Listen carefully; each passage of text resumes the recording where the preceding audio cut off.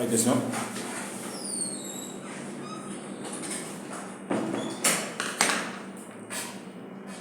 Donc, dans le cadre des exercices que vous avez fait, on va trouver une trésorerie nette qui est positive.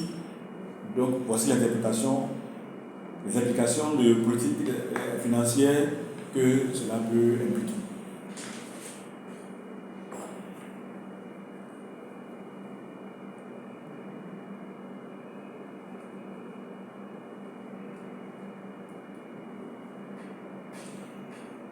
Pas de questions?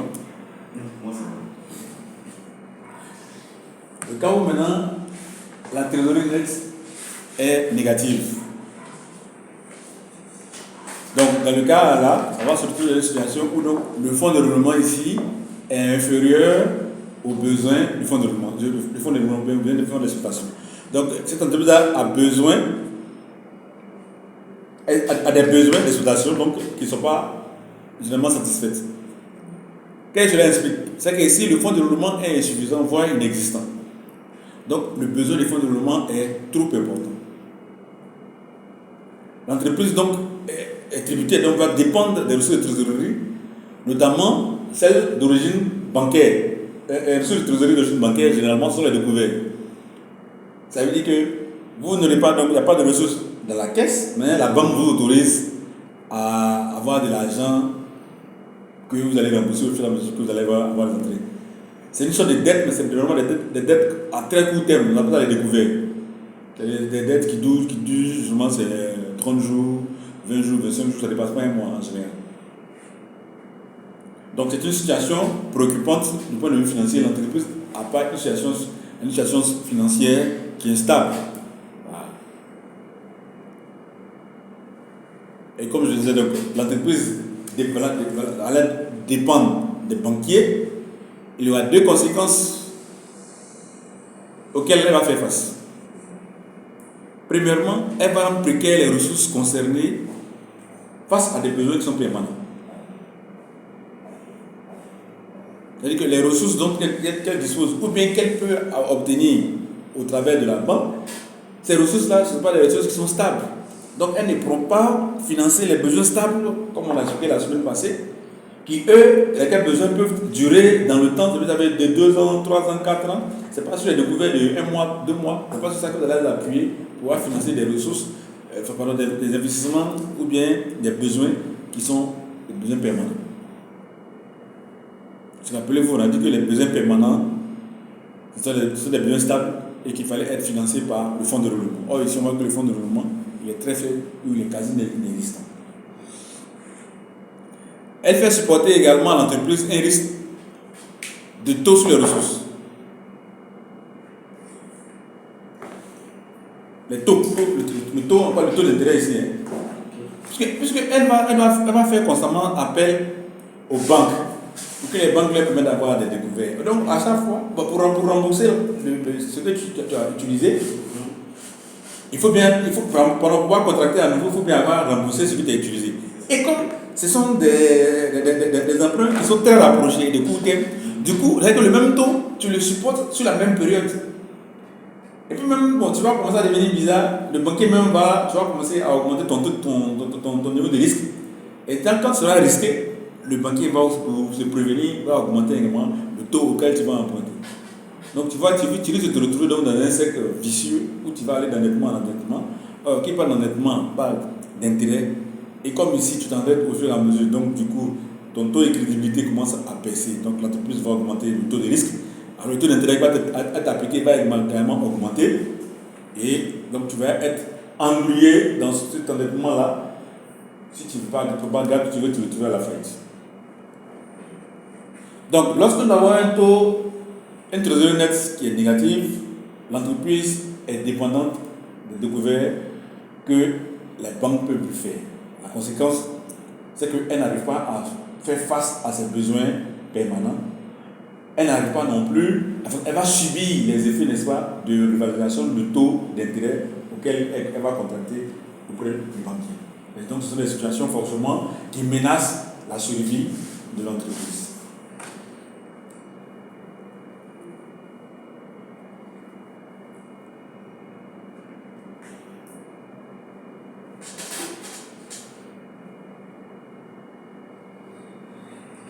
Réaction?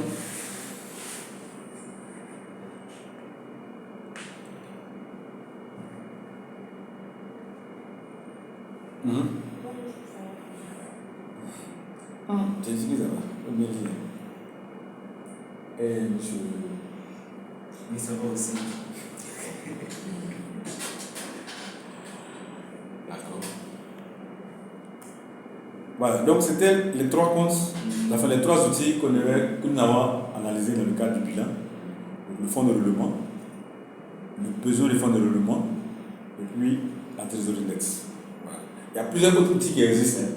Voilà. Nous, dans le cadre de notre analyse, voir comment est-ce que conseiller l'entreprise, bien le décideur en matière de financement, c'est pour ça que nous sommes axés sur ces trois comptes pour voir à partir du bilan. Donc, je ne vais pas parler du bilan, c'est à partir du résultat. Et c'est le résultat net là qu'on a pris, c'est ça qui va faire que le bilan va être modifié, va changer d'une année à une autre. Donc, en fonction donc, de la situation de ces ratios, ces outils-là que sont le fonds de roulement, le net fonds de roulement et la trésorerie nette, on peut donc voir quel est l'axe, quelle orientation à donner, quel conseil donner aux décideurs pour le financement de l'exploitation, pour le financement de la croissance de l'entreprise. Donc, on a essayé de mettre là où nous sommes en situation d'équilibre confortable, même en situation d'équilibre confortable, il y a quand même qu'il y ait toujours des mesures de prudence. On essaie de les mettre en évidence. Et lorsqu'on est en équilibre instable, donc des situations qui sont peu confortables, quels sont les éléments sur lesquels il faut agir? On a dit que généralement, donc, c'est plutôt conseillé d'agir plutôt sur les éléments qui sont dans le haut du bilan, voilà, notamment sur les capitaux propres ou alors sur les mobilisations. Voilà. Donc ça c'est un peu donc la synthèse qu'on peut faire à partir de l'analyse avec le bilan. Maintenant voyons l'analyse avec le compte d'exploitation.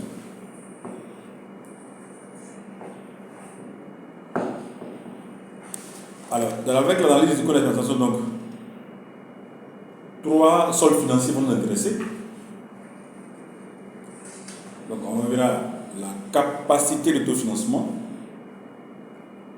on verra l'autofinancement lui-même, et puis l'excédent de trésorerie d'exploitation. Alors, déjà, voyons qu'est-ce que le résultat.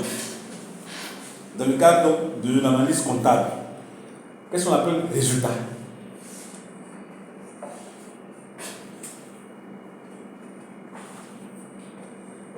Bon, on vous laisse faire la lecture. Madame. Du point de vue de l'analyse financière, le résultat est ce qui va permettre de porter un jugement sur l'efficacité de la gestion conduite par les dirigeants de l'entreprise. Il permet d'apprécier la rentabilité de l'entreprise. D'accord. Donc ça c'est le cadre, le cadre, si vous voulez, théorique. Le cadre théorique.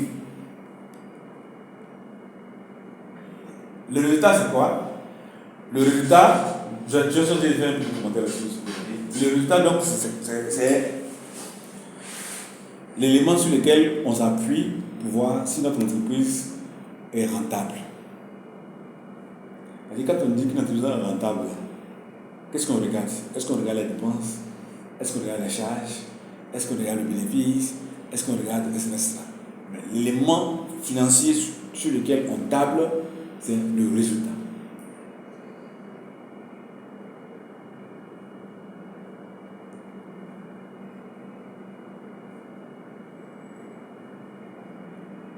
Alors, c'est une composante essentielle de la mesure de la performance, comme on le dit.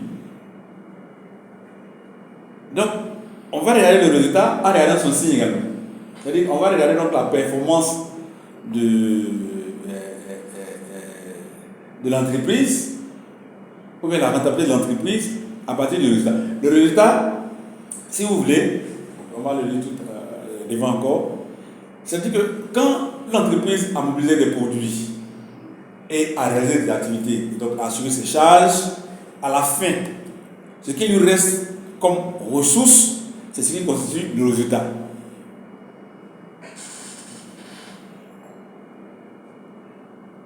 Une entreprise mobilise des ressources. Et au cours d'une année, elle mobilise des ressources. Et puis, elle fait l'activité, elle réalise ses exploitations. Elle fait sur la produit, elle produit, sur la commercialise, elle commercialise. Tout ça au cours de l'année. Donc, il y a des ventes, il y a des entrées, il y a des consommations, il y a consommation de matières premières, consommation intermédiaire. Et puis, à la fin, elle paye donc elle récupère tous les facteurs qu'elle a utilisés. Et ce qui reste à la fin de l'année, je calcule tout ça comme ça, quoi. Oui. C'est ça qu'on a pour appeler le résultat. Elle dit qu'elle a enlevé tout ce qui est charge. Donc, tout ce qu'elle a des ressources. Elle en a mobilisé aussi, elle a mis tout ensemble. Elle a réalisé son activité pendant l'année. Elle a payé ses charges. Quand elle a payé ses charges, à la fin, ce qui reste là, c'est ça que son résultat. C'est un peu flou encore. On va avancer. Oui, continuez, madame.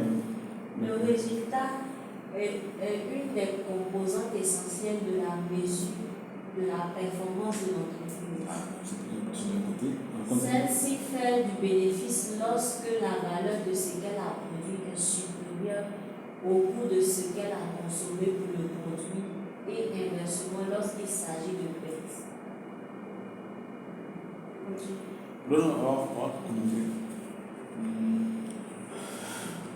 Ça avance un peu. Oui. Bon, donc dites-nous un peu les premières compréhensions que vous avez déjà.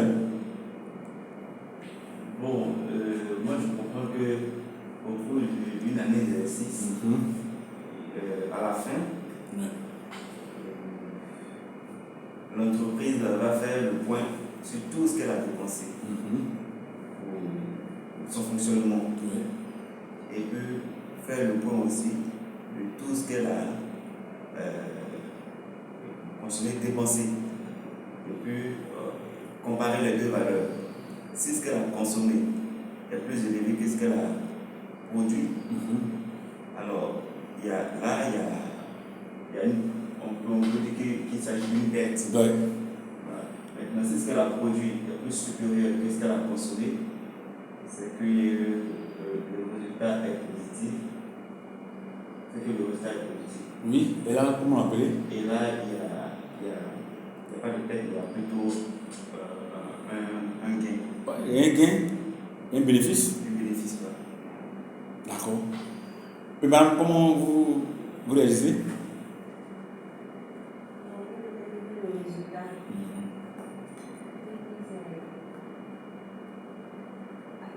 Lorsque l'entreprise fait son bilan en fin d'année, ce qu'elle a produit. Ce qu'elle a produit là, c'est quoi? On peut dire c'est l'argent qu'elle a pu faire entrer. D'accord. Bien les ventes qu'elle a pu. D'accord. Les ventes doivent être supérieures aux dépenses pour chaque entreprise. Maintenant, dans le cas où les charges de l'entreprise sont plus élevées que les ventes, on peut dire que l'entreprise a fait des pertes. Lorsque ce qu'elle a produit, ce qu'elle a vendu est plus élevé que les charges, elle a eu du bénéfice. D'accord. Est-ce qu'on peut avoir une situation d'équilibre entre les deux? Ici, C'est-à-dire, l'équilibre, c'est-à-dire que perte, dépense égale à. est-ce que le résultat est nul? Mais je sais pas si comme elle dit tout à l'heure, on a un résultat positif, on cherche des bénéfices, et puis un résultat négatif, on cherche des pertes. Donc au milieu, c'est égal à 0. L'équilibre. Ah, c'est pas arrivé? Maintenant, qu'est-ce qu'on va dire de cela, de cette situation-là? Bon, si vous êtes dans l'entreprise et que vous n'avez pas de résultat est nul, C'est comme ça qu'on va travailler pour c'est l'année. ça. On est au point de départ, comme commencer. Ok, d'accord. Et le résultat, comme on vient pour alimenter le bilan, pour augmenter vos ressources stables. Oui, c'est ça. Donc si vous avez un résultat nul, donc vous devrez toujours avec vos mêmes ressources. Ok. Ce n'est pas, vous n'avez pas en situation de pertes, Oui. vous êtes en équilibre instable. Oui. Vous êtes en équilibre stable. Vous n'avez pas de ressources additionnelles. Donc, c'est pas sûr que j'ai fait des prévisions qui vous permettent de vous couvrir, mais qui vous permettent de renforcer votre fonds de roulement. Or, si vous avez un fonds de roulement qui n'est pas suffisamment renfloué, Oui. on a dit en cas de choc, vous risquez de vous retrouver dans une situation de faillite. Voilà. Ok, donc la dernière colonne, on dit que le compte des résultats donc, est un document comptable présentant donc l'ensemble des produits, donc ce sont les gains, c'est-à-dire les sommes reçues ou à recevoir, et des charges, ce qu'on appelle les pertes de valeur, c'est-à-dire les sommes qui sont versées ou à verser d'une société durant un exercice comptable. Donc dans le compte des résultats, on va donc retrouver, donc, comme on l'avait dit, d'un côté, tout ce que nous avons dépensé, donc tout ce qu'on a versé ou tout ce qu'on doit verser. On a des fournisseurs qu'on n'a pas encore payés, donc on va les verser l'argent, tout cela, donc on va des charges. Et puis d'un autre côté, on va tout ce qu'on a gagné, donc ce qu'on a reçu, ou alors ce qu'on va recevoir, par exemple auprès de nos clients, voilà, qui ont pris donc, soit nos matériels, nos marchandises, et qui donc doivent nous payer. Cela sont dans le lot de nos gains. Voilà, donc on va les mettre les deux en face, et puis on fait la comparaison par l'opération soustractive. Donc on fait la soustraction des deux. Donc les gains sont à droite, les charges à gauche, et puis on fait la soustraction. Et c'est la différence entre les gains et les pertes, donc la différence entre les produits et les charges, c'est cette différence-là qui nous permet d'obtenir le résultat. Et on obtient donc le résultat donc, à partir du compte de résultat. Le compte de résultat est un compte qui est tiré du compte d'exploitation. Le compte de résultat est un compte qui est tiré du compte d'exploitation. Le compte d'exploitation, il rend compte des activités au quotidien. Contrairement au bilan qui donne l'image de l'entreprise à une période donnée, généralement en fin d'année. Mais si vous êtes face à une situation d'audit ou une situation de contrôle, on peut vous demander de présenter votre bilan à 3 mois ou à 4 mois de l'exercice. Vous arrêtez tous les comptes et faites votre bilan, même si l'année n'est pas terminée. Mais généralement, donc en situation normale, c'est en fin d'année qu'on établit le bilan. Le compte d'exploitation, par contre, lui, il s'établit tous les jours. C'est chaque jour que vous avez des charges, chaque jour que vous avez des produits. Et chaque jour que vous payez, chaque jour que vous dépensez. Donc, au quotidien, vous mettez à jour votre compte d'exploitation. Et le compte d'exploitation, après le compte d'exploitation, donc on tire le compte de résultat. Et le compte de résultat, lui, va faire la synthèse de vos charges et puis la synthèse de vos produits. Et à partir de là, maintenant, établir donc, votre résultat. Alors, donc voilà comment, de façon schématisée, se présentent les différents comptes qu'on retrouve dans le compte de résultat. Quelle est la durée d'une exercice comptable? C'est 1 an. 1 an. Oui. C'est du 1er au 31. D'accord. Donc, si une entreprise emploie un comptable, oui. En juillet par exemple, oui. Il intègre l'entreprise et qu'il fait les 6 mois ou bien les 7 mois qui restent, oui. À la fin de l'année, est-ce qu'on peut dire que l'entreprise peut faire un compte, peut faire son bilan d'une exercice? Oui, le bilan, c'est le bilan de l'entreprise. Ce n'est pas le bilan du comptable. Oui, mais avant lui, il n'y avait pas de comptable, donc peut-être que ça n'a pas été assuré. Oui, mais il va faire. Même si vous le prenez en décembre, même si vous embauchez le comptable en décembre, et que parce qu'il y a un contrôle qui est fait, oui. Le ministère des Finances, oui. On vous demande d'envoyer vos bilans, oui. parce que vous allez payer vos charges, vous allez payer les taxes, les impôts. Oui. Donc, on vous demande d'envoyer vos bilans, on leur donne une période normalement. Oui. Après, à la fin de l'année, on leur donne généralement 3 mois pour déposer le bilan.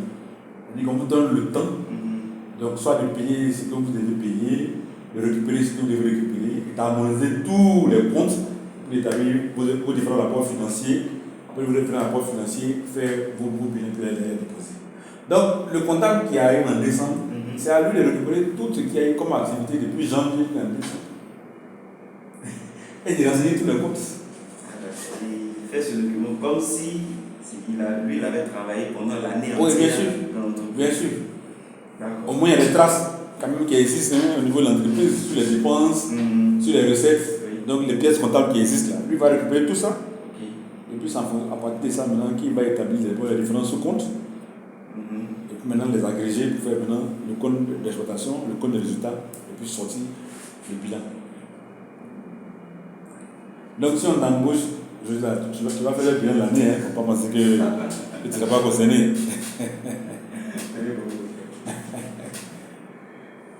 Voilà, donc le compte de résultat se présente en charge et en produit.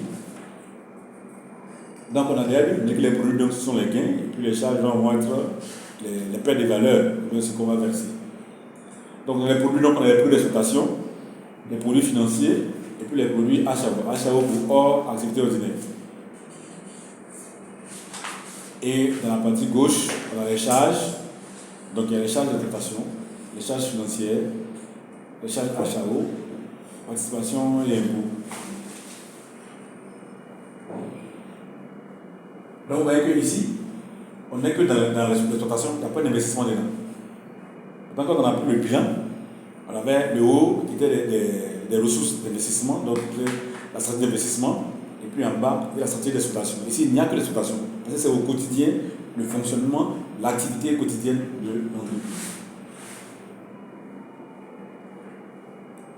Alors, j'ai indiqué à côté que le compte des résultats est créé pour analyser au fur et à mesure de chaque opération la composition du résultat définitif. Si le solde est positif, on parle des bénéfices. Et s'il est négatif, c'est une perte, on l'a vu tout à l'heure. Si le résultat est positif, donc c'est une ressource qui est venue pour augmenter les capitaux propres ou passifs. Vous vous rappelez dans le bilan? Vous vous rappelez, non? Donc si le résultat est positif, on va inscrire ce résultat-là dans le code de taxation, on va l'inscrire dans la partie des charges. On met en bas.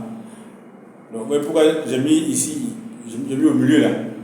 Parce qu'il peut soit se retrouver à gauche ici, ou alors être à droite ici. Il est à droite ici quand le résultat est négatif. On l'inscrit ici. Et puis, quand le résultat est positif, on l'inscrit à gauche ici. C'est juste par souci d'équilibre. Parce que le compte de résultat, de la même manière que le compte de bilan, doit être équilibré en ressources et en emploi. Donc au passif et à toutes sortes de ressources. Soit en équilibre. Et donc le bilan, quand on va inscrire le résultat, à la fin, quand on fait le solde,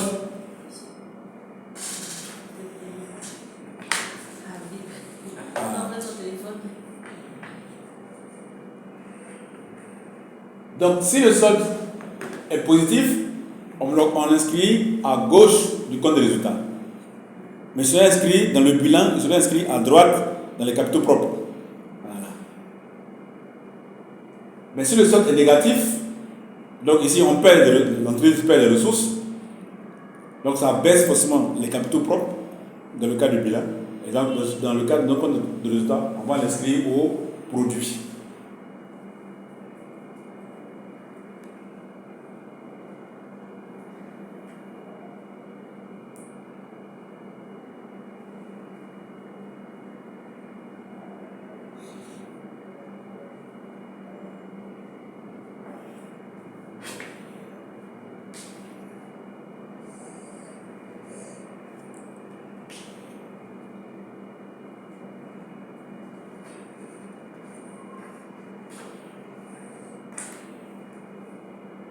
Sur les questions?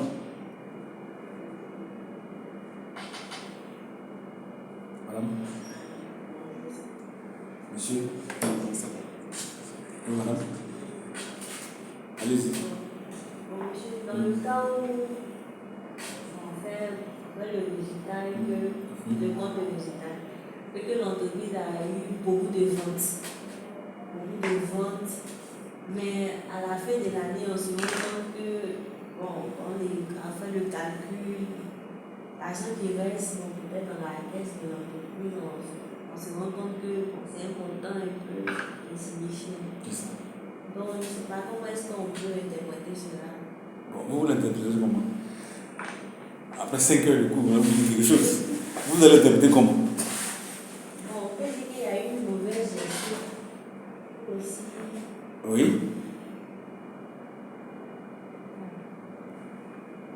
peut être un peu plus précise. Comme vous avez une gestion, pour parler de quoi par exemple? On peut dire les immobilisations.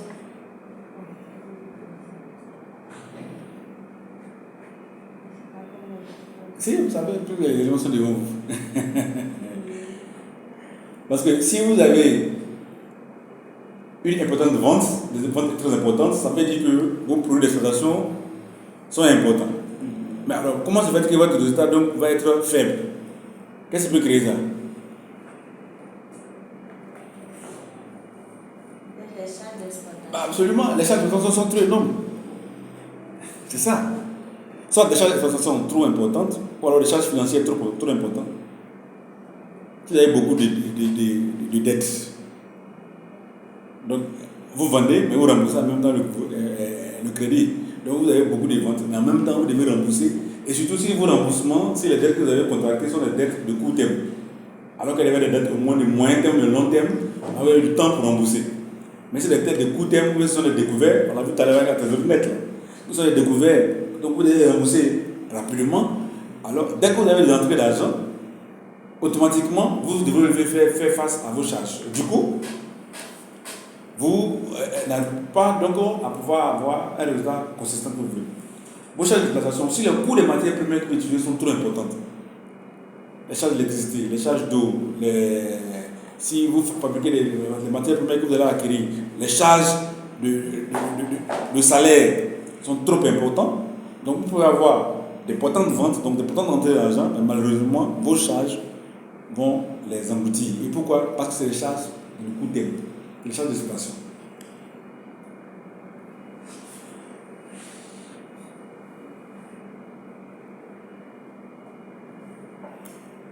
Ok, donc nous allons donc tirer, comme on l'a dit tout à l'heure, donc les trois soldes financiers à partir du compte de résultat que voici. Donc, premier élément donc, que nous allons regarder, c'est la capacité d'autofinancement. Je vais faire la lecture. La capacité d'autofinancement représente la capacité pour l'entreprise à financer elle-même ses investissements dégagés au cours de l'exercice avant une éventuelle distribution du bénéfice. En d'autres termes, elle représente son aptitude potentielle à se financer engendrée par l'exploitation d'un exercice. Vous pouvez rien. Vous pouvez rien. Comme vous avez été serré là, donc la terre est serrée, ça veut dire que c'est pas bien passé. D'accord. La capacité d'autofinancement représente la capacité pour l'entreprise à financer elle-même ses investissements. Dégagée au cours de l'exercice. Donc c'est la capacité dégagée au cours de l'exercice. Oui. Avant une éventuelle distribution du bénéfice. Ouais. En d'autres termes, elle représente son aptitude potentielle à se financer. À se financer, l'aptitude engendrée, Oui, l'aptitude potentielle à se financer, l'aptitude engendrée par l'exploitation d'un exercice.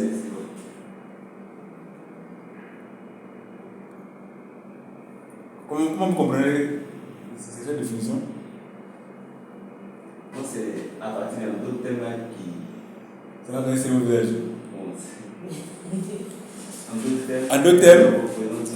En deux termes, virgule, elle représente son aptitude potentielle à se financer, virgule, après c'est une virgule qui manque là. Si elle met la virgule, elle va retrouver, attendez, elle met la virgule, elle va, vous allez le retrouver.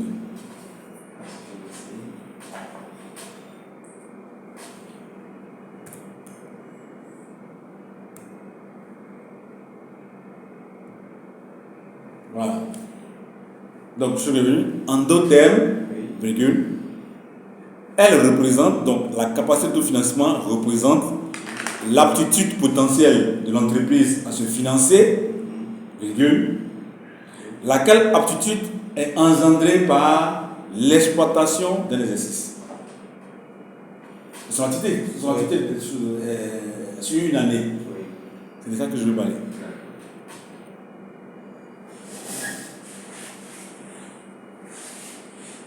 Donc, au lieu de dire engendré par l'exploitation d'un exercice, on peut dire engendré par son activité sur une année. Alors, donc, comment vous comprenez ça? Madame?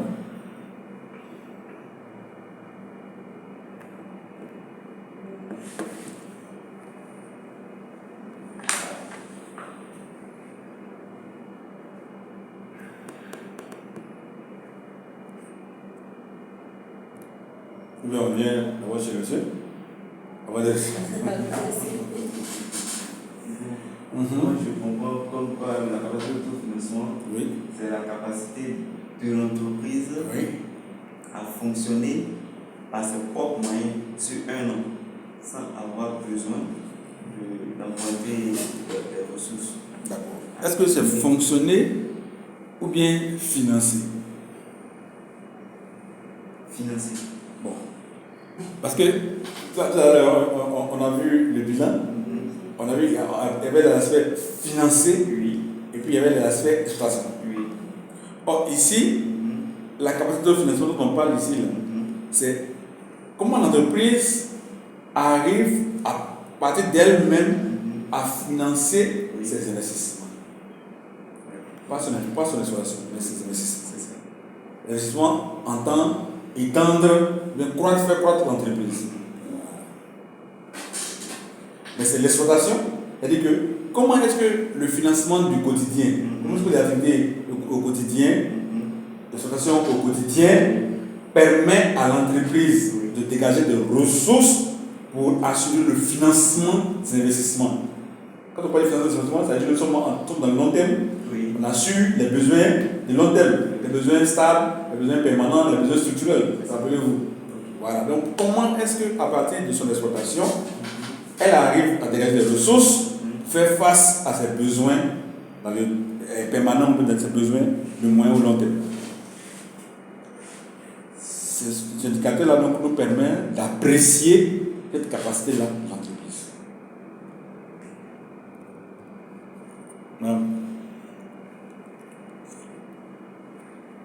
Comment vous comprenez?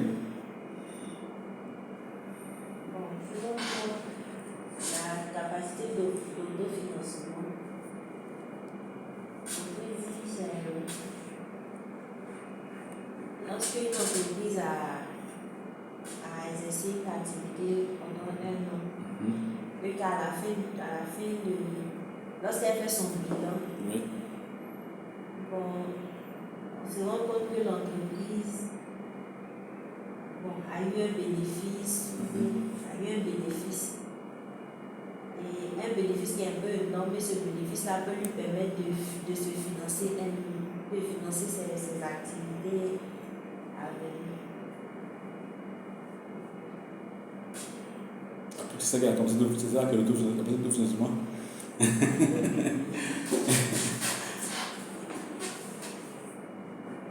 C'est ça? C'est que l'idée est là, hein, c'est de ça qu'on a parlé. Mais vous n'êtes pas trop sûr. D'accord. Alors, il y a une formule donc, pour calculer l'autofinancement, c'est la formule qui est à côté. Soit on va passer par ce que je vais appeler la méthode soustractive, ou alors la méthode additive. La méthode soustractive, donc, la capacité de autofinancement va être égale. Alors, EBE, c'est excédent brut d'exploitation. Le EBE qui est là, c'est excédent brut d'exploitation. L'excédent brut d'exploitation plus les produits encaissables restants, donc on a fait plus,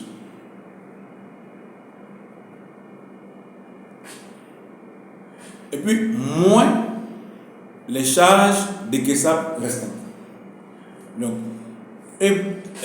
capacité de financement va être égale à EBE plus produits encaissables restants, c'est ce qui est en bleu. Et à l'intérieur, donc, on a déterminé qu'est-ce qu'on entend par produits encaissables restants. Ça peut donc des revenus financiers, ça peut des gains d'échange.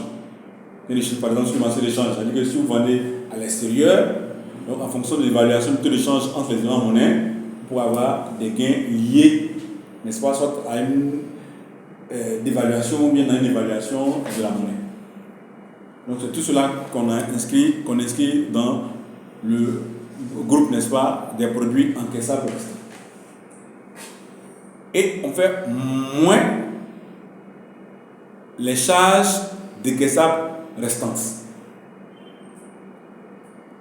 C'est donc les mêmes choses, hein, voilà. Les frais financiers, les frais qu'on va payer, soit pour des activités qu'on n'a pas encore payées, si les frais de transit, si vous avez payé des trucs à l'extérieur et que vous avez payé par exemple les frais sur le transitaire, les frais de manutention, on fait payer des taxes par exemple pour produire à trop durer au port avant que ça ne sorte, etc.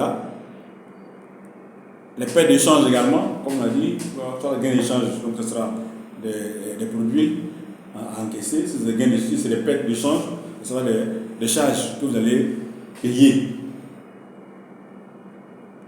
Les participations, dans une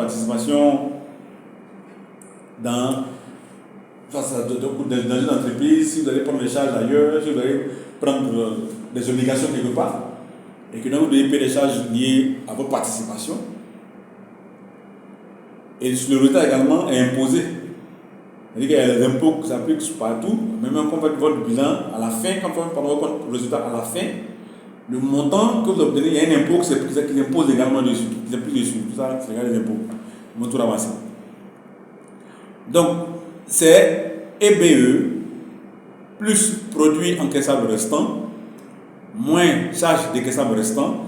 Et ça, c'est ce résultat qui nous donne la capacité d'autofinancement. Alors, je vais vous donner la formule de l'EBE, si vous ne l'avez pas. C'est où non? C'est dans vos feuilles. C'est où vous ne pouvez pas, je crois. Totalement à la fin. C'est à la fin, dernière feuille. C'est à la fin du document que vous avez fait, à la fin. Voilà. J'ai appelé rappel. Voilà. Donc, l'excédent plus d'exploitation est égal à la valeur. C'est quoi? VA, c'est valeur ajoutée. Voilà. Moins les frais du personnel, les charges du personnel.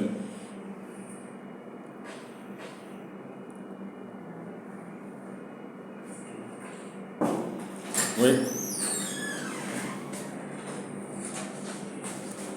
Ok, merci.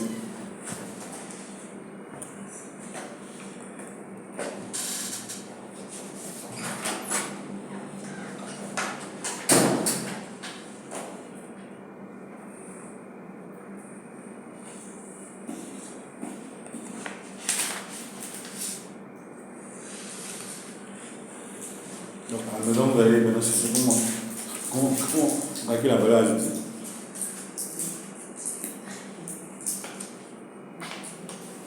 Comment on calcule la valeur ajoutée? Vous êtes en train de faire ça? Jamais. Hein? Oui, je vais parler.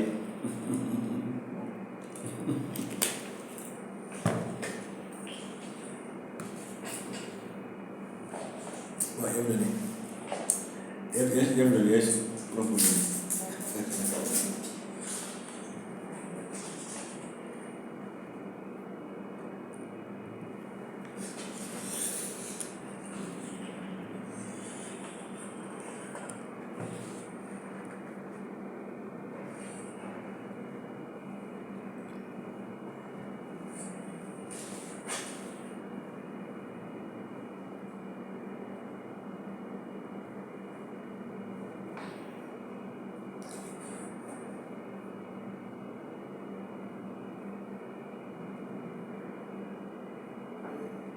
Voilà, vous avez pour le temps.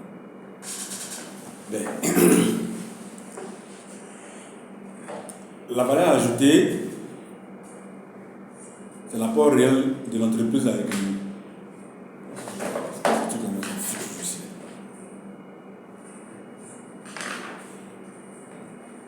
Excusez-moi, toute la journée, on est c'est juste. Je vais enlever sur ma présentation. Mais je ne vois pas ça sur mon écran ici. Ça, c'est parti. C'est parti? vois ça sur mon écran. Elle dit, je ne le vois pas sur mon écran. Voilà mon écran. Je ne vois pas ça dessus. Le technicien là, il va mettre une fatigue.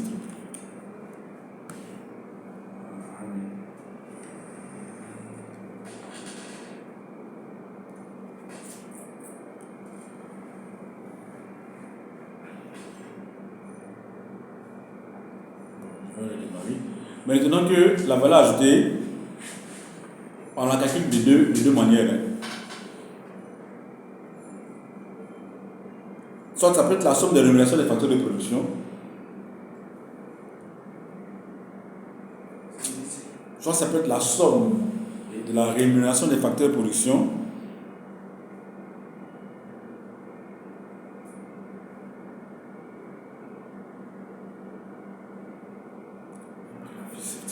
la valeur ajoutée va être égale à la somme des rémunérations des facteurs de production. Les facteurs de production, qu'est-ce que c'est? Qu'est-ce qu'on entend par facteur de production?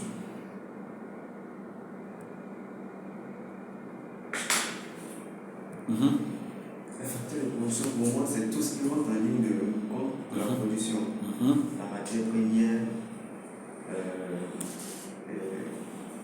tout ce qui a contribué, l'électricité, les machines qui ont contribué, on va dissocier tout ça. C'est eux seulement qui contribuent? Bon, c'est pas eux seulement. Il y a La cité, beaucoup, il reste un. Il faut que le cite.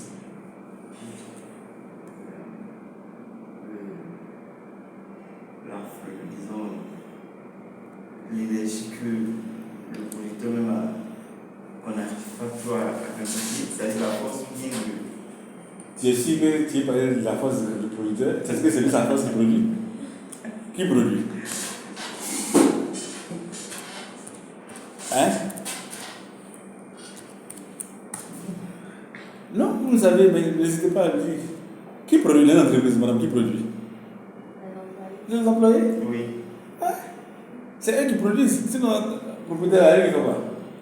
Donc, les salaires, la rémunération des facteurs de production, le premier facteur de production, c'est le travail. Ok. Après le travail, maintenant vient le capital, ce que vous avez cité, les machines, la consommation intermédiaire, l'eau, l'électricité, voilà, le carburant, tout ça là. Bon, tout cela rentre dans le compte.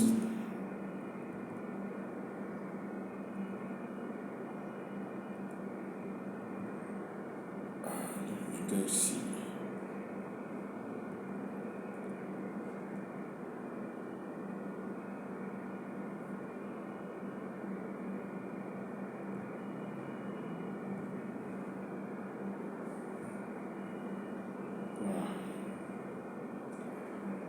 Donc, la première méthode, c'est la méthode donc additive, c'est ce qu'on vient d'écrire là.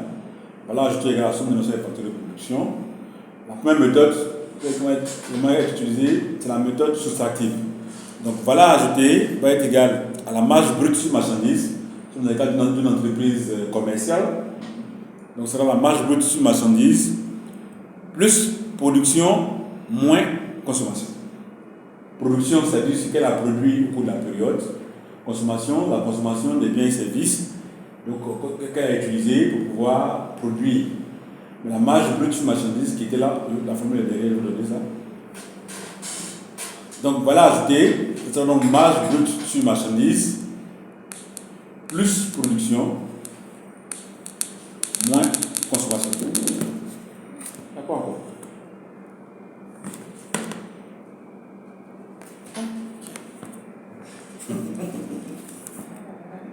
Ah ouais.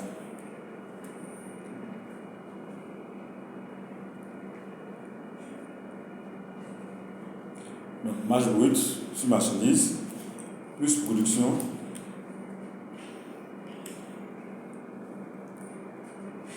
moins consommation.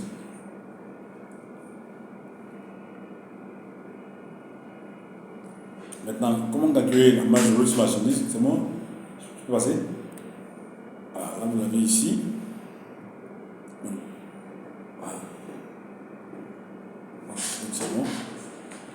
marge brute sur marchandise donc, est égale à la vente de marchandises moins achat consommé de marchandises.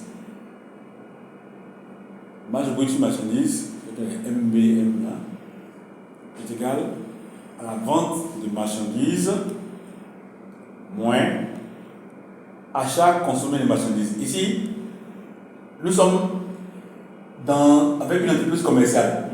Voilà, c'est-à-dire qu'elle achète des marchandises et puis elle les vend sans transformation. C'est ça l'entreprise commerciale. Elle ne fait pas de transformation. Voilà. À chaque compagnie de marché, voilà, elle achète les produits déjà prêts pour la consommation et puis ils viennent vendre. Il ne faut pas de transformation. Donc la marge brute sur marchandises va être égale ici donc à la vente des marchandises. C'est-à-dire que si vous avez vous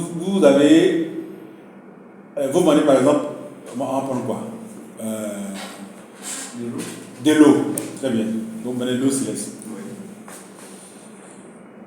Votre marge brute sur marchandise va être égale à la quantité de bouteilles que vous avez vendues moins la quantité de bouteilles que vous avez achetées et que vous avez effectivement consommées. Les deux formations là, hein? Les deux formations là. Ici, là, c'est pour faire la version de stock. À chaque marchandise là. Oui. C'est le stock initial. C'est ça, non? Mais pas laisser une façon. Non, parce que. Ici, là, oui. ma marge brute, je vais le dire de façon très simple. La marge brute de marchandise est égale à la vente de marchandises moins ce que vous avez en stock. Moins ce que vous avez en stock. Et en fait, la formule d'achat consommé de marchandises, c'est ce qui est mis en bas ici. Achat consommé de marchandises, c'est égal. Donc, les bouteilles, stock initial, ça veut dire que hier, vous avez vu, hier soir, quand vous fermez, il restait 10 bouteilles. Oui. Donc, ça n'a pas été vendu, ça là. Oui. Ah, c'est votre stock. Le lendemain, vous payez 100 bouteilles. D'accord? Oui. Donc, le lendemain matin, vous payez 100 bouteilles. Oui. Ça, non? Oui. À la fin de la journée, là, vous avez combien de bouteilles qui vont vous rester? Les bouteilles qui vont vous rester là-bas, quoi? C'est-à-dire que vous allez le savoir par rapport à ce que vous avez vendu. Oui. C'est-à-dire que normalement, en début de journée, donc, on a 110 bouteilles. Oui, c'est ça. Maintenant, en fin de journée aussi, Oui. on va compter le nombre de bouteilles qui restent. Oui. C'est pas ça, non? C'est ça. C'est là qu'on aura le stock final. Oui. Donc, c'est l'opération entre ce que vous avez la veille, que vous n'avez pas utilisé, plus ce que vous avez acheté aujourd'hui, et ce qui vous reste à la fin d'aujourd'hui. C'est ça là qui constitue l'achat consommé de marchandises. Maintenant, quand vous avez l'achat consommé de marchandises, ce que vous avez vendu des marchandises, même stock ce que vous avez vendu au total, faites-moi ça moins l'achat après avoir fait cette opération-là. Faites cette opération-là d'abord, après maintenant vous venez faire maintenant l'achat. Je t'ai dit, mais ce n'est pas en termes de quantité que tu fais les calculs. Ce n'est pas en termes de quantité. Au début, pour la formule qui est en bas, oui. Je ne pense pas en termes de quantité. Ici, c'est en termes de quantité. Voilà, je pense en termes d'argent. C'est pourquoi au début, c'est pourquoi j'étais très bizarre, je ne comprenais pas. Voilà. Là, en bas, moi, j'étais en termes d'argent. Non. Je n'étais pas en quantité. Non, là, c'est en termes de quantité. D'accord. Madame, chez vous? Ça passe.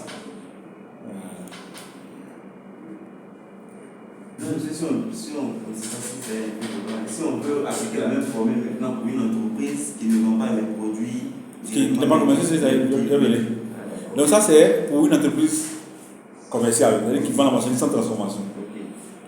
Pour une entreprise qui fait de la transformation, là, c'est un problème. Ici, donc, on va parler de marge brute sur matière. Donc, c'est la portion de la période, mais la consommation de matière de la période. La marge brute sur matière permet d'apprécier la survaleur apportée par l'activité de production. Je monte en haut. La marge brute sur matière est déterminée sur les matières premières ou autres approvisionnements. Elle est à l'entreprise industrielle, ce que la marge brute sur marchandise est pour l'entreprise commerciale. Donc on va faire la production, la période, moins si vous voulez, tout ce qu'on a consommé pour pouvoir réaliser la consommation, la production. La production sur la période, moins tout ce qu'on a consommé sur la période pour produire la production dont on parle. C'est en tant que consommation, j'espère qu'on entend cette consommation-là. Hein. Tout ce qu'on va utiliser, tout ce qui va être détruit pour produire. Si je suis dans une entreprise de fabrique de bois, pardon, une fabrique de meubles, le bois, les pointes, la colle, les colorants, tout cela, c'est des consommations de matière. Et c'est tout cela que je vais soustraire de la production qui a été réalisée en période. Ici, on ne raisonne pas en quantité, on raisonne en chose, en numéraire ici. C'est en valeur ici qu'on raisonne. Pas en quantité, mais en valeur. Donc, si on a produit 100 meubles, les 100 meubles donc, ont leur valeur. Et tout ce qu'on a consommé, on a utilisé pour produire les 100 meubles, ont aussi leur valeur. Et on fait la soustraction, c'est la soustraction qui nous donne la marge brute sur matière. Donc ici, c'est directement donc la production. Donc production moins consommation, consommation intermédiaire ou moins consommation de produits pour produire, de matière pardon, pour faire la production. Alors que lorsque nous sommes avec une entreprise commerciale, donc elle va d'abord réaliser donc, la rotation qu'il y a eu au niveau des stocks de machines dont elle dispose et qu'elle va soustraire aux ventes qu'elle a réalisées.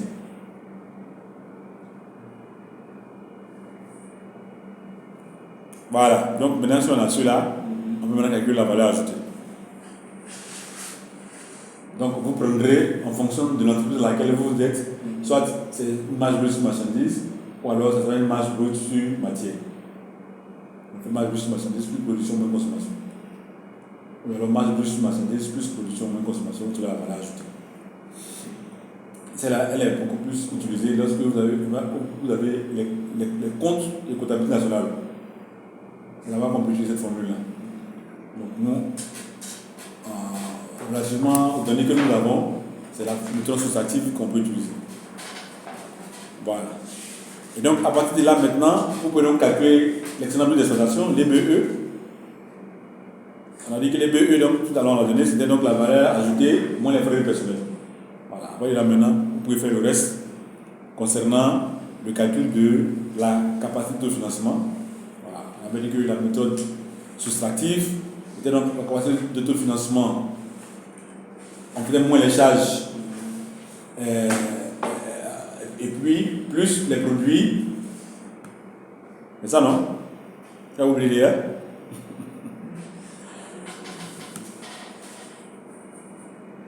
On a dit capacité de financement des produits encaissables. Donc, capacité de financement égale excédent brut d'exploitation plus les produits encaissables restants moins les charges encaissables restantes.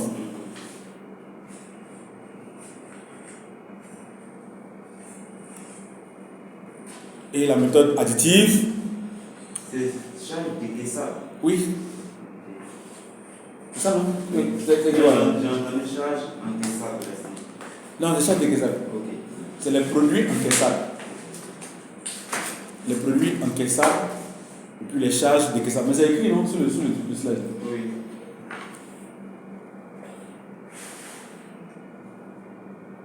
On peut aussi passer par la méthode dite additive. Donc là, on a la méthode additive, donc on a que la capacité de financement va être égale au résultat net plus les dotations aux amortissements plus les dotations aux provisions à caractère de réserve plus les pertes exceptionnelles moins les profits exceptionnels. Donc ça, c'est les éléments que vous retrouvez dans le système comptable. Donc, quand vous prenez le compte d'exploitation, c'est les éléments que vous avez retrouvés dedans. Ça n'a pas fait forcément l'objet d'une démonstration particulière, quoi.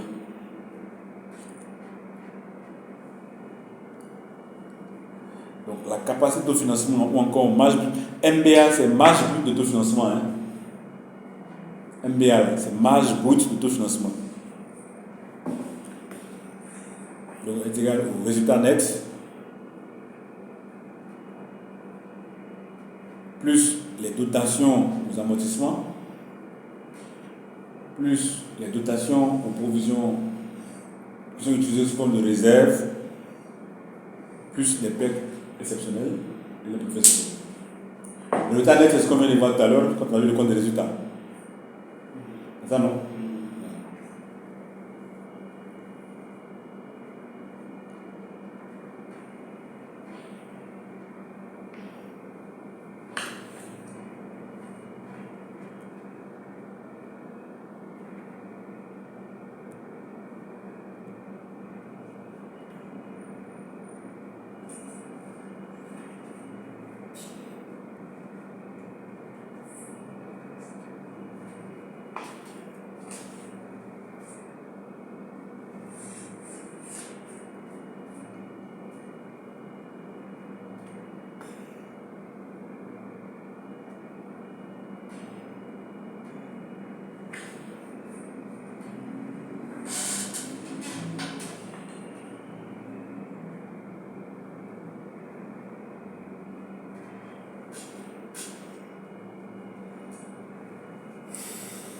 C'est bon?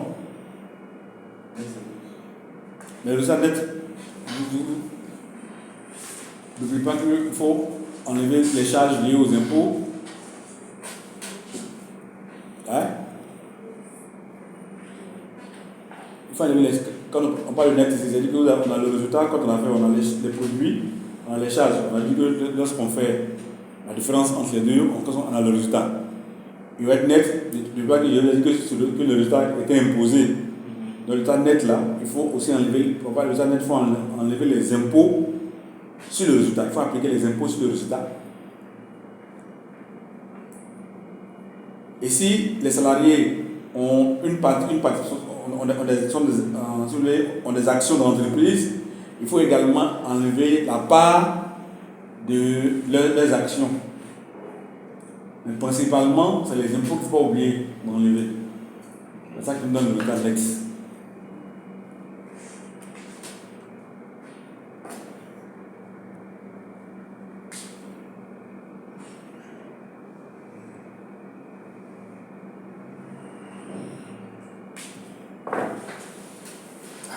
Allez, question, réaction.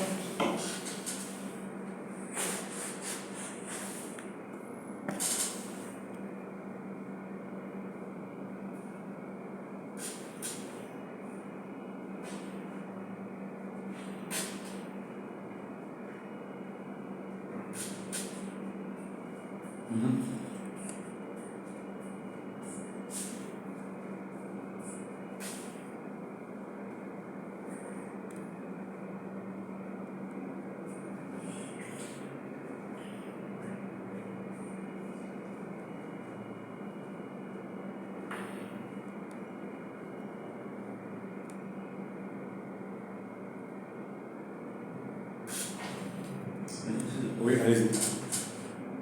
Comment, avant ce cours, je ne pensais pas que les entreprises commerciales faisaient de la valeur ajoutée. Pourquoi? Bon, parce que pour moi, ils n'ont pas fabriqué. Donc, c'est rien laissé ajouter à. Ils ne peuvent rien ajouter à ce qu'ils n'ont pas fabriqué, mais plutôt que de commercialiser. Tout à l'heure, je disais que on a pris les deux formules. Oui, j'ai vu. La nomination des facteurs de production et le travail, c'est le premier facteur de production. Donc la rémunération du travail, tu as apporté un plus à l'économie. Tu as payé les salaires. Sur les salaires, il y a les impôts. Donc tu as payé les salaires à des individus qui vont consommer, donc qui vont augmenter à demande intérieure. Mais en plus, tu as permis à l'État d'avoir des ressources à partir de l'impôt qui est appliqué sur les salaires. Donc il y a une valeur ajoutée. Donc la valeur ajoutée n'est pas seulement. C'est ce dont vous parlez de la valeur ajoutée sur la marchandise. Mais même si la marchandise, là, même il y a encore de la valeur ajoutée. Si vous êtes dans la conversation du téléphone, Oui. quand vous payez pour aller revendre, mais pour payer pour aller, vous avez une marge que vous ajoutez dessus. Non? Oui, il y a une marge qu'on a Mais ajoutée. c'est une marge qui est ajoutée là. C'est l'action que vous avez créée comme ça. Donc, monsieur, ici, on est dans le domaine de la vente d'un produit dont le prix est homologué par l'État. D'accord. Où moi, je n'ai pas la possibilité de jouer sur le prix. Mais le prix est homologué pour qui? Pour le consommateur. Voilà, c'est vous qui avez homologué. Non, moi, je suis vendeur. Ah, vous êtes vendeur? Oui. Mais toi, en tant qu'entreprise, tu vas accepter de vendre le prix homologué par l'État au consommateur. C'est à ce prix-là que tu vas prendre avec l'État? Ah, bon. Non. C'est homologué pour le consommateur. Oui. Ah, ouais. L'État dit voilà au prix auquel il faut vendre au consommateur. C'est ça. Voilà. Maintenant, le prix auquel tu me donnes là, Oui. toi, on parle de ça. Ah, ouais. Pour que moi je puisse vendre, Mhm. vous comprenez pourquoi on n'arrive pas à lutter contre la vie chère. Oui. Vous dites que le prix, par exemple, de la viande Mhm. sans os plafonné à 2500 Oui. ou 2000, je pense, ce contexte de moment. Bon, mais c'est quand le bouvier, là, lui paye le bœuf à 700 000, bien 400 000. Oui. Quand il découpe là, il ne peut pas te vendre, il ne peut pas vendre à 2500. C'est pas possible. Maintenant, toi qui dis vendre à 2500 là, tu fais quoi pour que lui soit en mesure de préserver ses intérêts, ses gains en vendant à 2500? Donc, si tu fais rien, il va augmenter les prix. Donc, les prix homologués, ce sont les prix pour aux consommateurs, les prix sur le marché. Mais ce n'est pas le prix d'acquisition par les vendeurs ou les producteurs. Maintenant, comment on peut calculer, ou bien comment on calcule le prix d'un produit pour une entreprise qui fabrique? Moi, je fabrique ça, et puis je décide de le vendre à 500. Il y a un téléphone qui sonne là.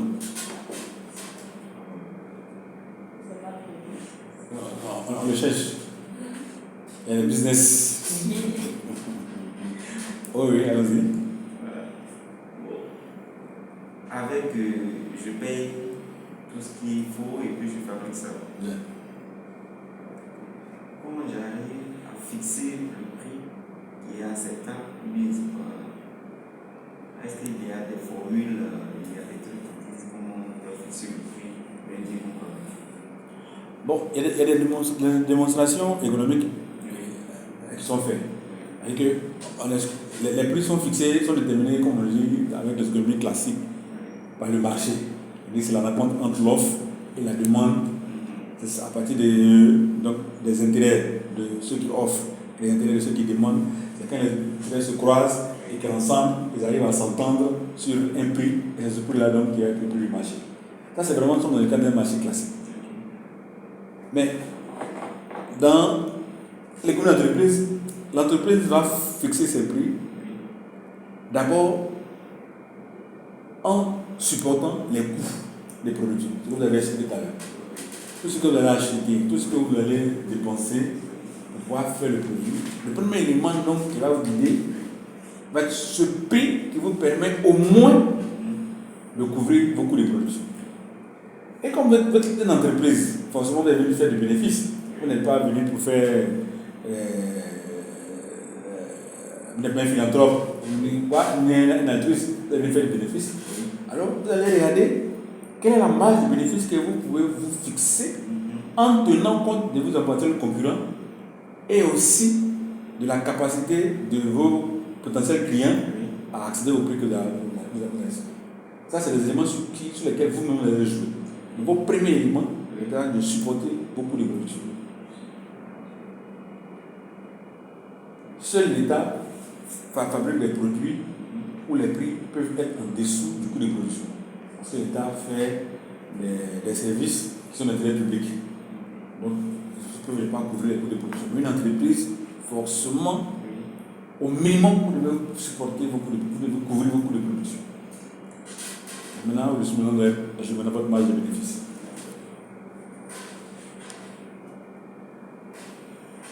Merci.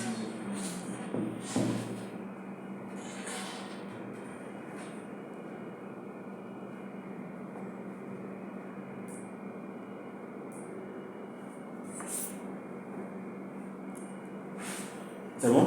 Voilà.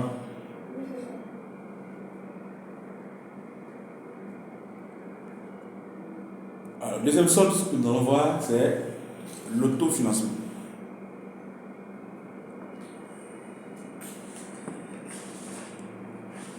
Alors, l'autofinancement ou marge nette d'autofinancement d'une entreprise représente son aptitude réelle à financer elle-même ses investissements engendrés par l'exploitation d'un exercice. Ici, je parle de son aptitude réelle. Alors, jusque-là, la capacité d'autofinancement, nous avons pris le résultat, la valeur ajoutée, on a calculé l'excédent d'exploitation, et puis ça parle de l'excédent d'exploitation qu'on a calculé la valeur ajoutée. Mais là, nous sommes donc avec le résultat sur lequel on n'a pas encore distribué les bénéfices aux actionnaires. On n'a pas encore distribué les bénéfices aux actionnaires. Maintenant, est-ce que si l'entreprise génère un résultat et qu'on a une capacité d'autofinancement, est-ce que cette entreprise est capable de s'autofinancer? C'est-à-dire qu'elle a une capacité, mais est-ce qu'elle peut réellement s'autofinancer? Elle a une capacité de financement. Elle a une capacité de financement, je reprends dessus. Cette capacité-là, rappelez-vous, on l'a calculée jusqu'à présent sans avoir parlé de distribution de dividendes ou bien d'intérêts. C'est-à-dire là maintenant, les gens qui ont mis leur argent dans l'entreprise là, jusqu'à présent, on n'a pas encore parlé de comment est-ce qu'on la rémunère. On n'a pas encore parlé de la part du résultat qu'on va leur donner. Donc, si cette part-là est dans l'entreprise, elle constitue un matériel également, des ressources également, sur laquelle l'entreprise peut s'appuyer pour financer l'activité. Mais maintenant, on veut regarder maintenant quelle est la force réelle de cette entreprise lorsqu'elle va satisfaire tout le monde. C'est-à-dire, elle a satisfait les clients, les fournisseurs, elle a satisfait les impôts, tout ça. Elle a satisfait les travailleurs, tout ça. Maintenant, est-ce qu'elle satisfait les actionnaires? Est-ce que l'entreprise peut tenir? Donc, c'est là qu'on veut regarder maintenant sa capacité réelle. Donc là, ce n'est plus une capacité, mais on appelle directement l'autofinancement. Donc, l'autofinancement, comme la formule le dit ici, donc ça sera la capacité d'autofinancement, comme on l'a calculé tout à l'heure, moins les dividendes distribués aux actionnaires.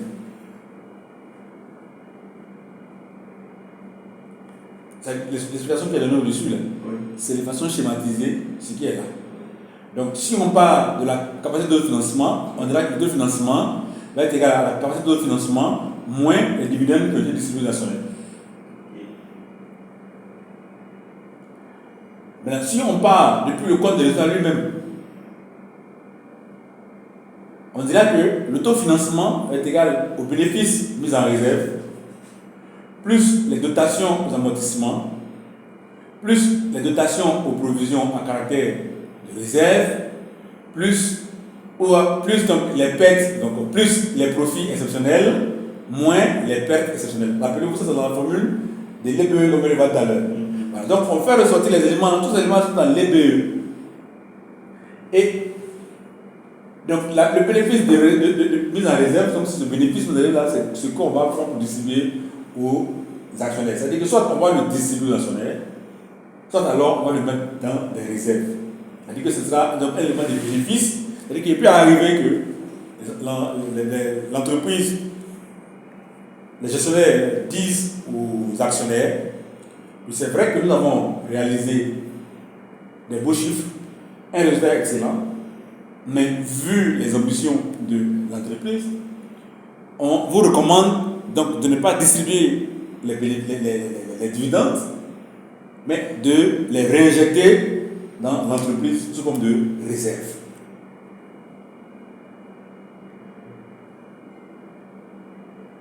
Et donc, lui, il va rester. Donc, au lieu d'être distribué, il va rester. Et puis, bon, on applique là, ça, c'est les éléments qui viennent dans les comptes dans les systèmes de transaction, plus ce qui est là. Et c'est lui donc qui va constituer la capacité d'autofinancement. Généralement, donc, on va le calculer à partir de la capacité d'autofinancement. Donc on va dire que le taux de financement, donc, c'est la capacité de financement lorsque les dividendes ont été distribués. Les dividendes sont distribués aux actionnaires, c'est-à-dire que ceux qui ont mis ensemble des ressources pour créer l'entreprise.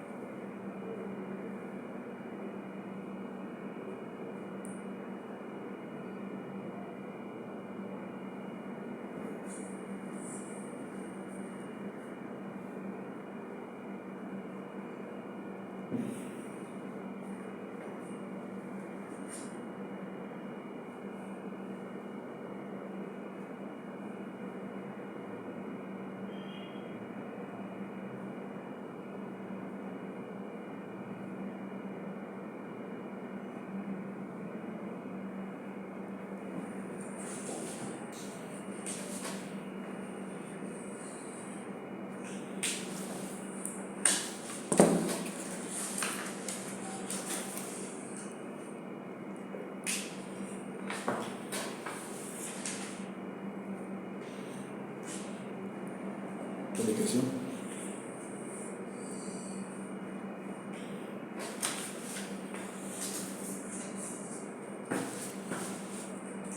C'est question en ligne. Comment ils vont poser des questions? Vous avez une question? Il y a un truc que vous avez commencé?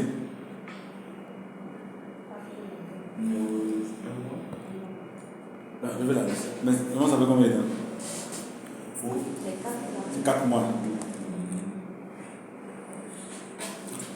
4 mois. Vous avez fait combien? 2 cours? Le deuxième cours? Le cours, c'était quoi?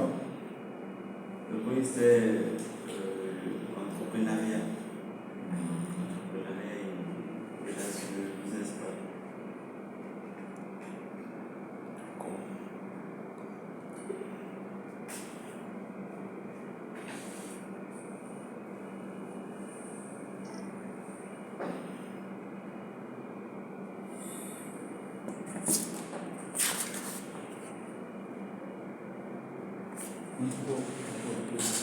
Il n'y a pas de questions? Hein? Ça va. On peut aller. D'accord. Deuxième solde. L'excédent de trésorerie d'exploitation.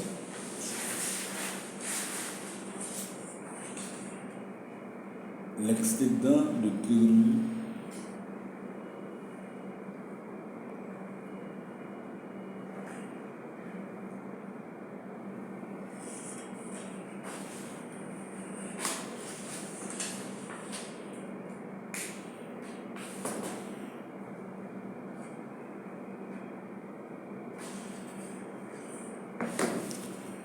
Alors, l'excédent de trésorerie d'exploitation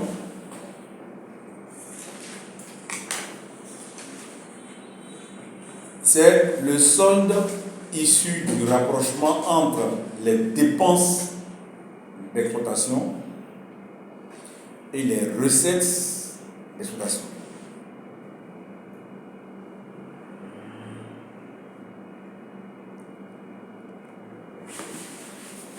L'excédent de trésorerie d'exploitation est le solde issu du rapprochement entre les dépenses d'exploitation et les recettes d'exploitation. Les dépenses d'exploitation sont différentes des charges d'exploitation et les recettes d'exploitation sont différentes des produits d'exploitation. Comment vous les comprenez?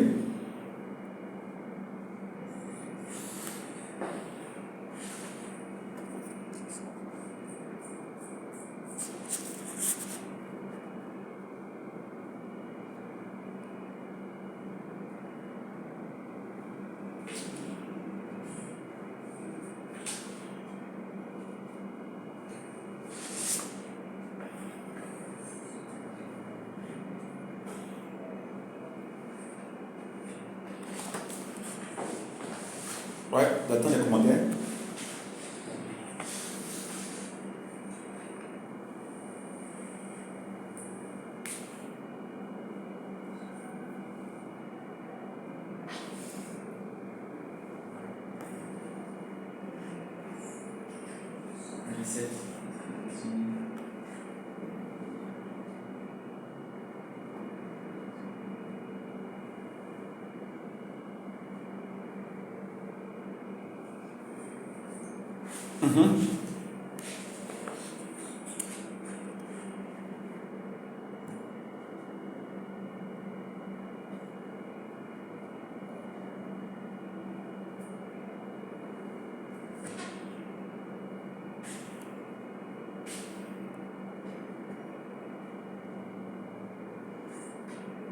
Monsieur, moi, les dépenses d'exploitation, je les comprends comme tout ce qu'on va dépenser pour pouvoir faire le travail. Vous avez un peu plus précis, vous dites quoi? Un peu plus précis. C'est les dépenses liées aux charges de... Bon, donc c'est quoi tu appelles dépenses? Ah, d'accord. Dépenses. Et j'appelle dépenses ici, si c'est une entreprise de fabrication, tout ce qui va nous permettre d'acheter la matière première. Tout ce qui va nous permettre d'acheter l'argent qu'on va prendre pour acheter la matière première. D'accord. Pour fabriquer le bien.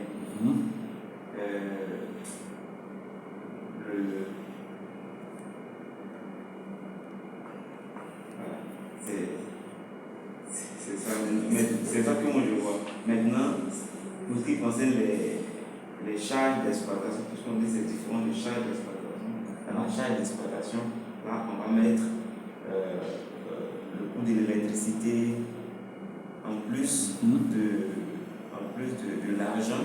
Voilà, pour acheter la matière première plus facteurs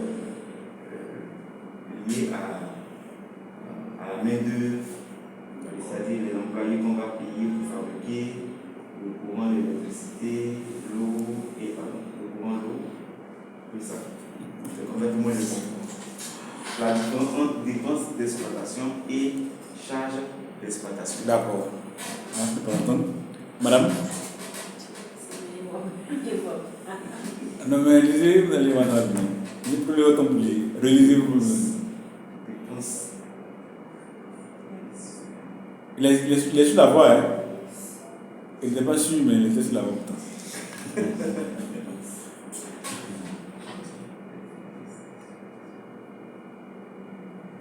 C'est-à-dire quelle est la différence entre les dépenses d'exploitation et les charges d'exploitation?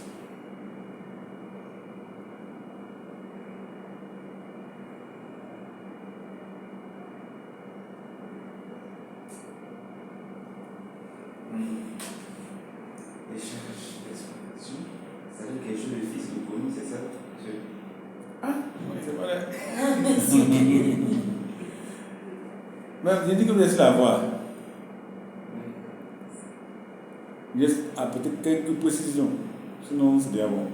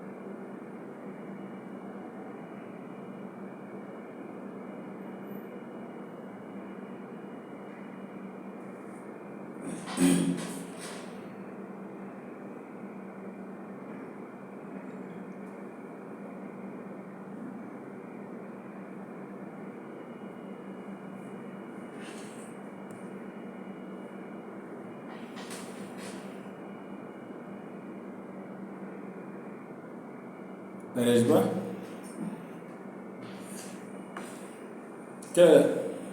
Mais bon, ce que vous avez dit tout à l'heure, reprenez. J'ai dit que les dépenses d'exploitation Oui. vont représenter l'argent qu'on met dans l'achat de la matière première pour pouvoir fabriquer notre bien. Et que dans les. Oui, puisque vous avez une parenthèse différente des charges d'exploitation. Oui. Il faut la différence, j'ai dit que les charges d'exploitation vont prendre en compte l'argent mis dans l'achat de la matière première auquel on va ajouter tout ce qui va contribuer, l'argent de tout ce qui va contribuer à la fabrication, c'est-à-dire l'eau, l'électricité. Mais c'est là que se trouve la difficulté. Oui. Bon, l'argent qu'on va utiliser pour payer, pour qu'on sorte l'argent pour payer la marchandise. Oui. Mais est-ce que si le jour on paye l'eau, là, c'est pas une dépense? C'est une dépense. Oui, c'est une dépense. Bon, donc là, c'est quoi? À quel moment on va payer les charges, à quel moment on va payer la dépense? L'eau. Que vous avez pris, comme exemple.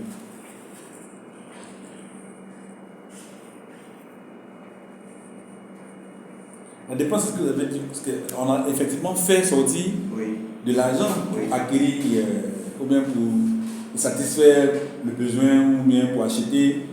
Donc l'argent qu'on sort effectivement, c'est ça que la dépense. Mais on peut, laquelle des dépenses peut être inscrite en charge, mais n'en va pas été payée. Au moment où, bien sûr. Oui. Donc c'est une charge, ce n'est pas une dépense. D'accord. Est-ce que vous avez la nuance? Oui.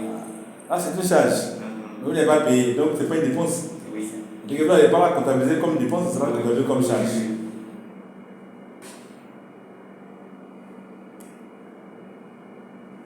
C'est la même chose pour les produits.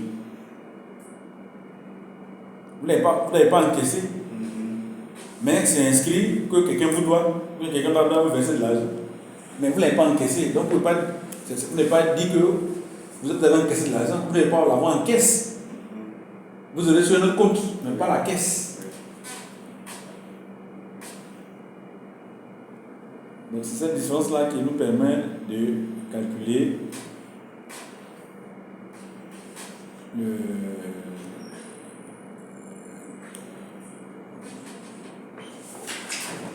l'excédent de trésorerie. C'est ça, non?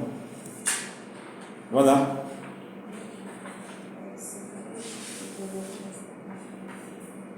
L'excédent en fait autofinancement. On est sûr le titre il faut changer. C'est excédent de trésorerie d'exploitation. Vous avez compris? excédent de trésorerie.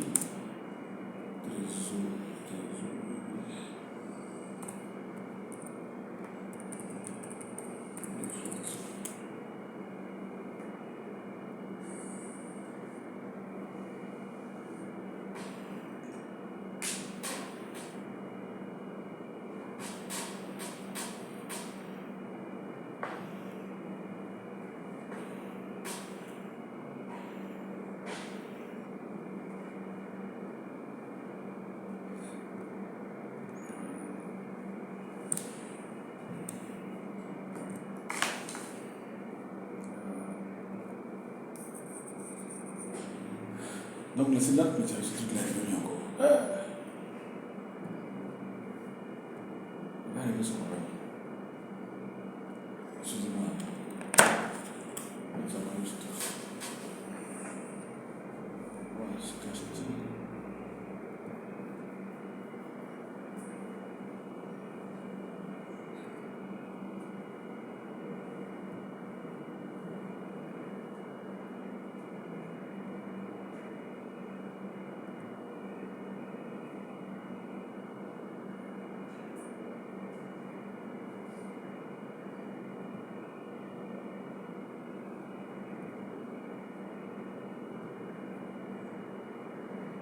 Ah, s'il y a des questions, vous envoyez, on va échanger.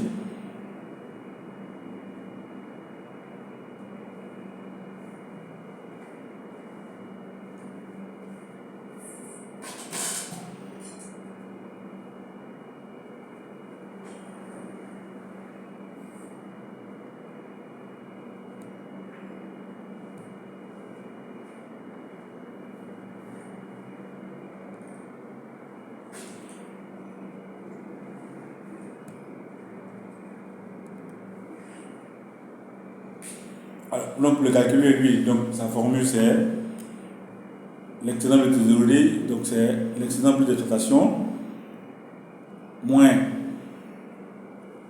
la variation du BF là de quoi? Ok, très bien. Donc, le enfant d'exploitation, moins les productions immobilisées. La production immobilisée, c'est quoi?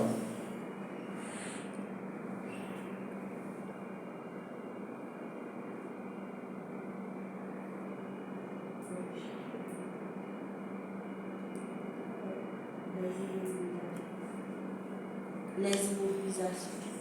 Les immobilisations. C'est ça? Les immobilisations, c'est quoi? Qu'est-ce qu'on peut mettre dans l'immobilisation? On explique un peu, non?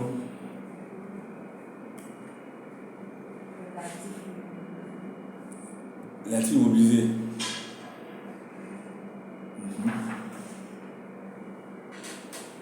Maintenant, on parle plutôt de production immobilisée.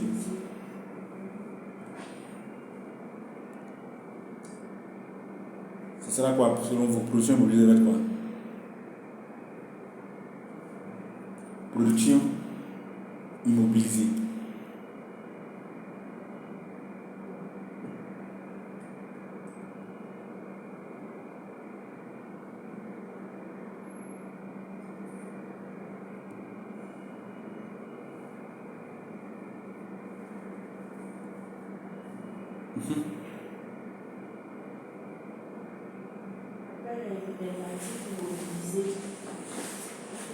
Production immobilisée. Production immobilisée.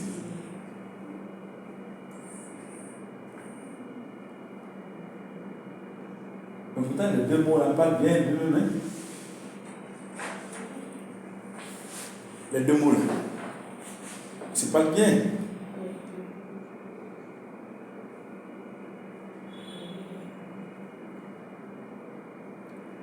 La production immobilisée va être quoi dans une entreprise? Mais pour l'entreprise.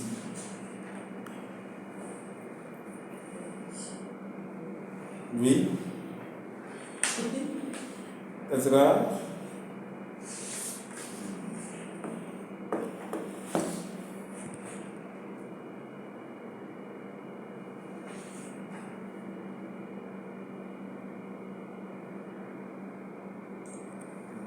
production. Mhm. Moi, je compare Allez-y. la production.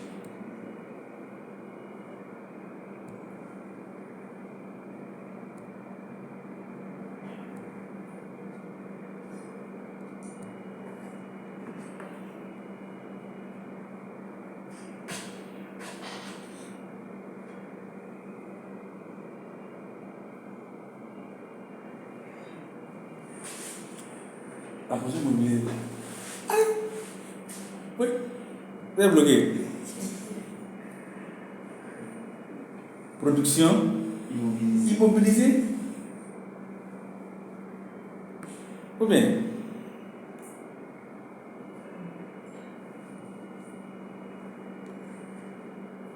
C'est vrai. pourquoi immobilisée?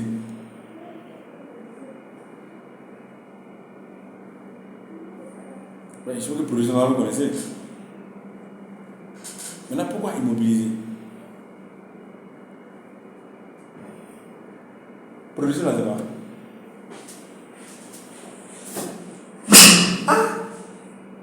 C'est une entreprise, la production, c'est quoi? La production, c'est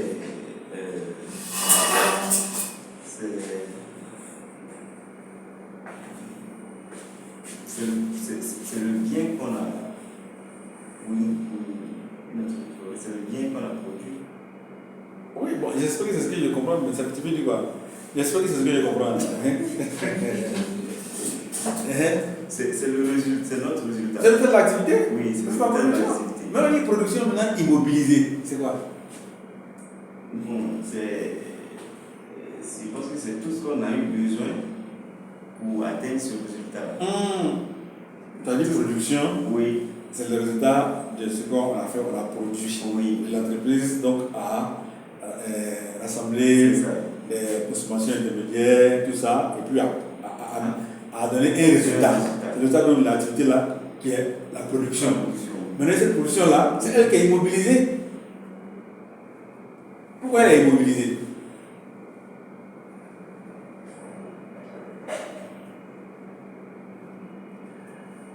Quand on produit, c'est quoi?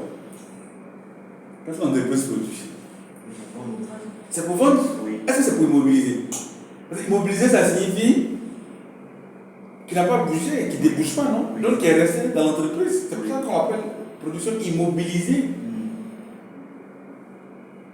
Donc, elle est différente de la production qui a été vendue. Donc, la production immobilisée, c'est la production qu'on n'a pas vendue, qu'on ne vend pas, qui reste sur place. est-ce qu'on peut produire pour ne pas vendre pour laisser sur place? Mais bien sûr. Quand on produit, c'est destiné à la vente, monsieur. Mais Si on avait mis restant, c'est que, bon, là je comprends qu'on a produit dans le but de vendre, mais on n'a pas pu vendre, donc c'est resté. Mais c'est pas resté pour toujours qu'après on va vendre. ici, c'est pas restant, c'est immobilisé.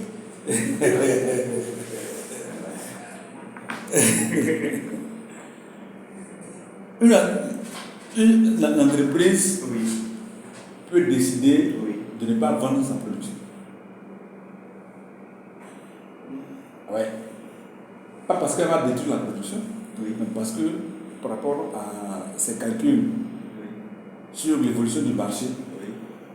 elle pense qu'elle aurait un meilleur gain de vente sur une période future plutôt que maintenant. Une pénurie pourrait se présenter par exemple. Donc, elle ne vend pas aujourd'hui. Donc, elle va la garder et vendre ça dans le futur. Donc, elle a immobilisé. Ce n'est pas une variation de stock, on ne peut pas la mettre en variation de stock. Puisqu'elle ne se voit comme stock. C'est ça. Elle est comme élément de réserve Oui. pour tirer un meilleur gain sur les marchés dans le futur. Donc, elle ne le fait pas, elle ne le met pas dans la rotation de stock, elle la met à part.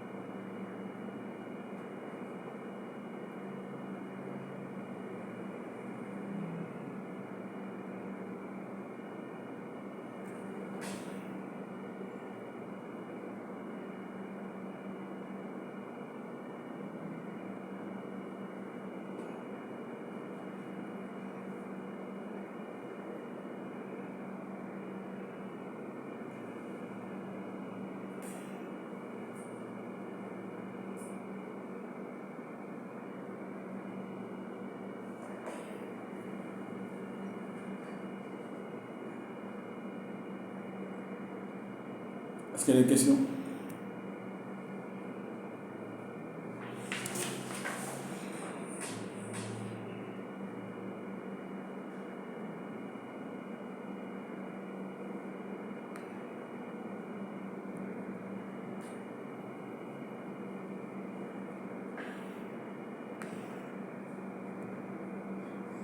Ce qu'on dit variation du BFE, là, c'est le résultat qu'on trouve lorsqu'on calcule le BFE qu'on prend, et comme on dit variation.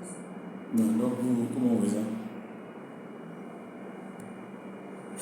Ils ont mis variation, ça veut dire que le BFE peut varier. Qu'est-ce que vous en pensez?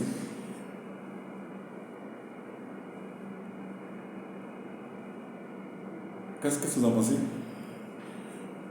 Est-ce que le BFE peut varier? Oui, le chiffre peut varier. Si vous n'êtes pas sûr, on allait prendre le calcul du BFE, puis on allait voir les éléments qu'on prend pour calculer le BFE. Parce qu'il y a non seulement le capital, les apporteurs de capital, on peut nommer l'augmenter le capital, bon, c'est vrai que c'est pas un événement, on voit des trucs qui se font tous les jours. C'est rare, mais un élément dedans qui chaque année évolue, c'est lequel? Dans le bilan. Un élément dans les ressources, dans les capitaux propres, là, qui évolue chaque année, c'est lequel?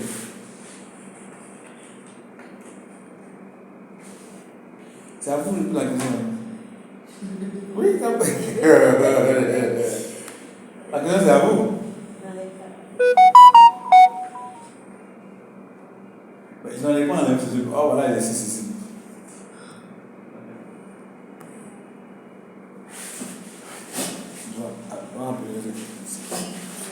Il y a un élément dans les capitaux propres qui évolue chaque année. C'est lequel? C'est le résultat. C'est le résultat. C'est le résultat.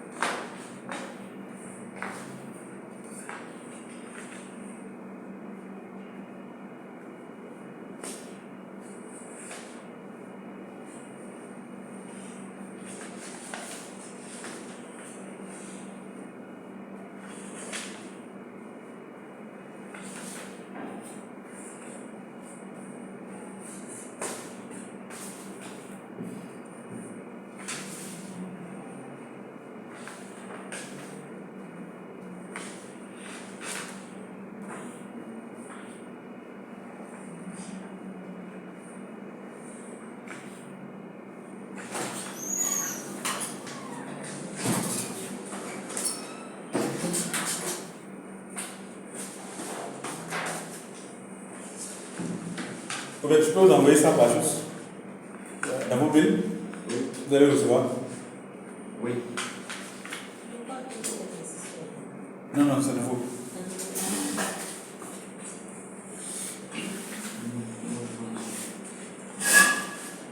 Ça, je vais vous envoyer le tableau.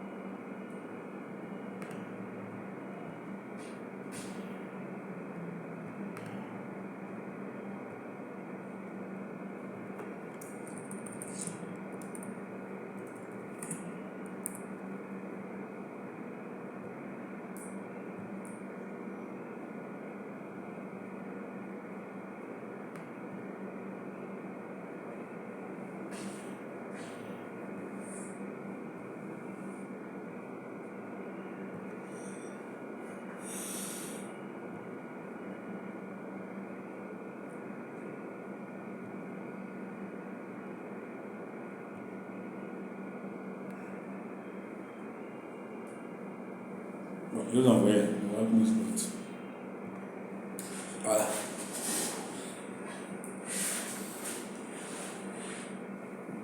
Alors, ici, donc, on va regarder si on peut calculer